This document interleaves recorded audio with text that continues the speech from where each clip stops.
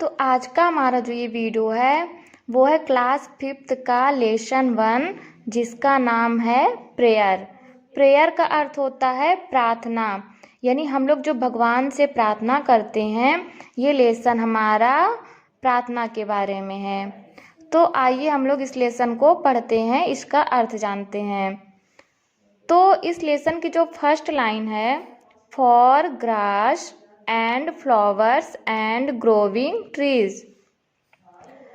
For यानी होता है के लिए, ग्रास यानी हो गया घास, एंड यानी और, फ्लावर्स यानी फूलों, एंड यानी फिर से और, फिर ग्रोविंग ट्रीज। ग्रोविंग यानी होता है उगना या बढ़ना, ग्रो यानी होता है उगना या बढ़ना। तो इसमें ING लगा हुआ है, तो यानी ये हमारा प्रेजेंट कॉन्टिन्यूअस में आ गया, यानी इसमें कार्य जारी है। ट्रीज, क्योंकि हमारे जो पेड़ पौधे हैं वो उगते रहते हैं, बढ़ते रहते हैं, तो इसलिए यहाँ पे लगा है ग्रोविंग ट्रीज। तो इस फर्स्ट लाइन का अर्थ होगा फॉर ग्रास यानी घास के लिए, और फ्लावर्स यानी फूलों के लिए, एंड ग्रोविंग ट्रीज यानी उगते या बढ़ते हुए पेड़ों के लिए। फिर हमारा सेकंड लाइन आता है for birds and butterflies and बीज। बर्ड्स यानी हो गया पक्षियों, उसके बाद बटरफ्लाइज यानी हो गया तितलियों, और बीज यानी हो गया मक्खियों। यानी पक्षियों के लिए और तितलियों के लिए और मक्खियों के लिए। ये हमारा हो गया सेकंड लाइन का अर्थ। फिर आता है for our fathers and mothers. तो अवर फादर्स यानी हमारे पिताजी के लिए, एंड मदर्स यानी माता जी के लिए, यानी हमारे पापा और हमारे मम्मी के लिए। For our sisters and our brothers यानी हमारे बहनों के लिए और हमारे भाइयों के लिए। वी थैंक यू गॉड, हे ईश्वर हम आपका धन्यवाद करते हैं। एक बार फिर से रिपीट करते हैं। यहाँ पे जो पोएट है वो ईश्वर को सभी चीज़ों के लिए धन्यवाद कर रहा है। किस किस चीज़ों के लिए? जैसे ग्रास यानी घास के लिए, फ्लावर्स यानी फूलों के लिए, ग्रोविंग ट्रीज यानी बढ़ते या उगते हुए पेड़ों के लिए, बर्ड्स यानी पक्षियों के लिए, बटरफ्लाई यानी तितलियों के लिए, बीज यानी मक्खियों के लिए, हमारे पापा के लिए, मम्मी के लिए, बहनों के लिए, भाइयों के लिए। हे ईश्वर हम आपका धन्यवाद करते हैं।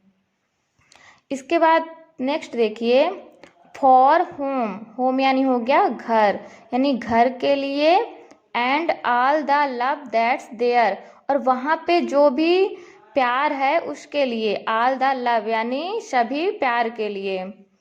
फॉर फूड वी ईट, यानी फूड यानी हो गया भोजन, जो भोजन हम खाते हैं उसके लिए।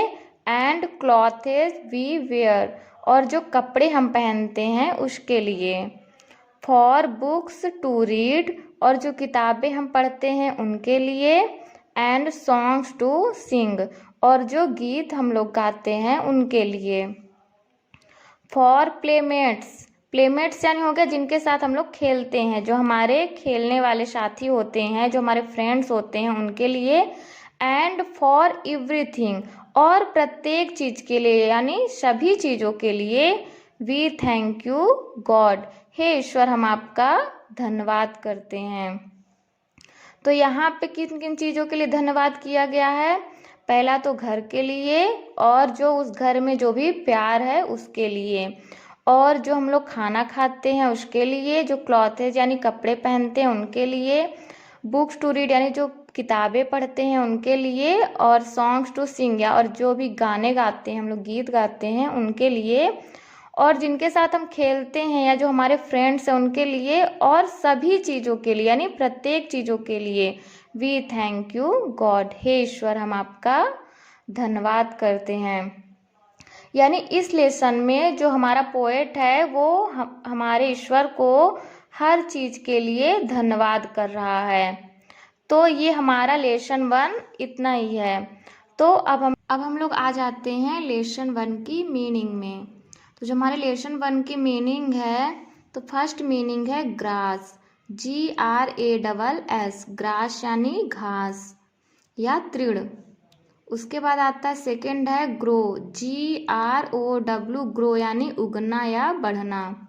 फिर आता है बटरफ्लाई, BUTTERFLY, बटरफ्लाई यानी तितली। फिर आता है BEE, बी यानी मधुमक्खी।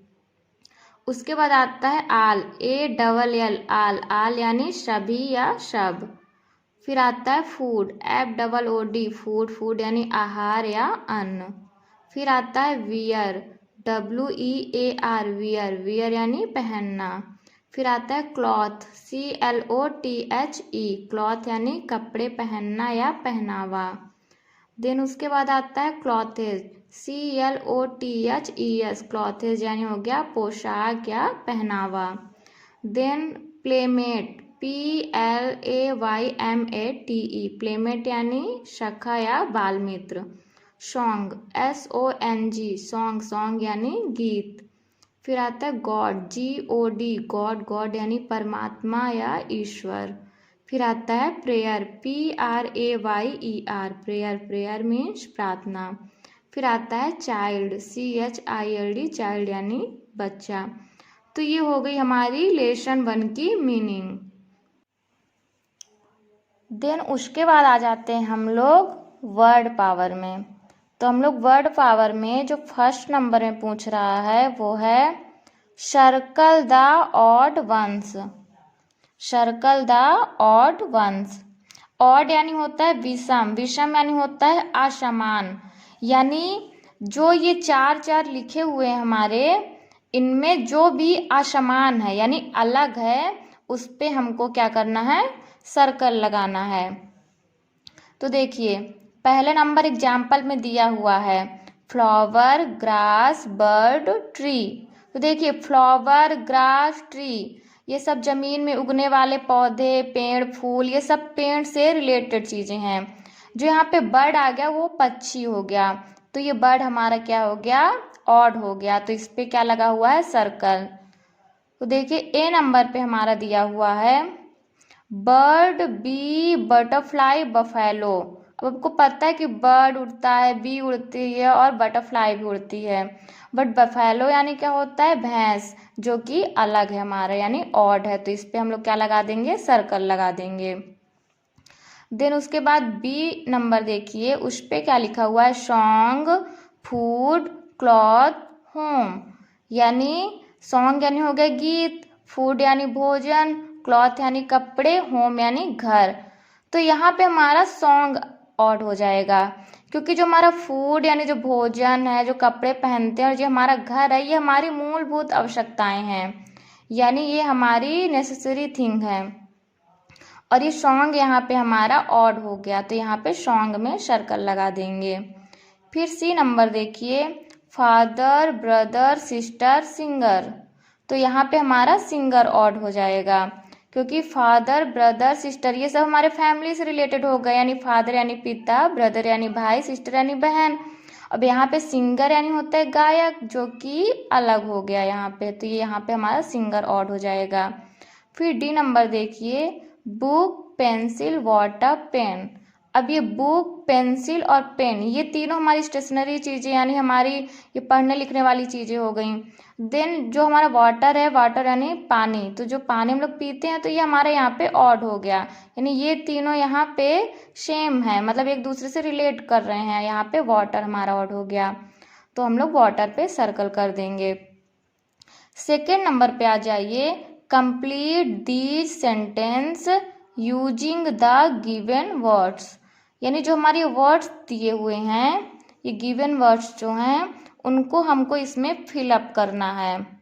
तो देखिए ए नंबर पे है वी से डैश डैश एवरी डे, यानी हम लोग प्रत्येक दिन क्या करते हैं या क्या कहते हैं। तो हम लोग प्रत्येक दिन क्या करते हैं, प्रेयर्स। तो यहाँ पे हमारा जो प्रेयर्स हो जाएगा, ये हमारा फर्स्ट नंबर पे हो जाएगा।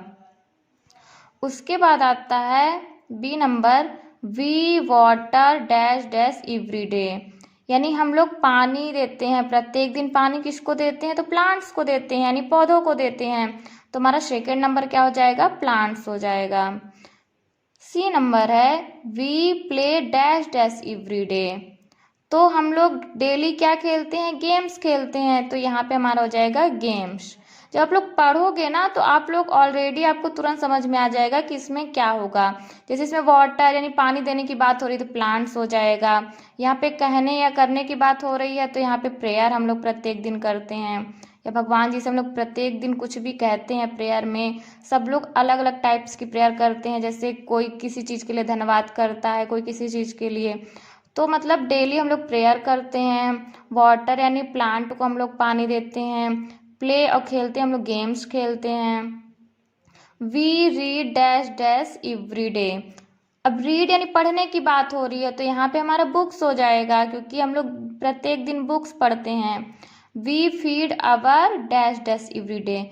फीड यानी होता है खिलाना, तो हम लोग अपने पेट्स को, यानी यहाँ पे लास्ट ये 5 नंबर हमारा यहाँ पे क्या हो जाएगा, पेट्स। यानी जो पेट्स होते हैं यानी पालतू पशु जो हमारे होते हैं उनको हम लोग प्रत्येक दिन खिलाते हैं। तो ये हमारा वर्ड पावर कंप्लीट होता है first number and second number. उसके बाद आ जाएगा हमारा आंसर दीज क्वेश्चंस। तो आइए अब हम लोग देख लेते हैं क्वेश्चन आंसर। तो जो हमारा क्वेश्चन नंबर ए है वो है find out the rhyming words in the poem.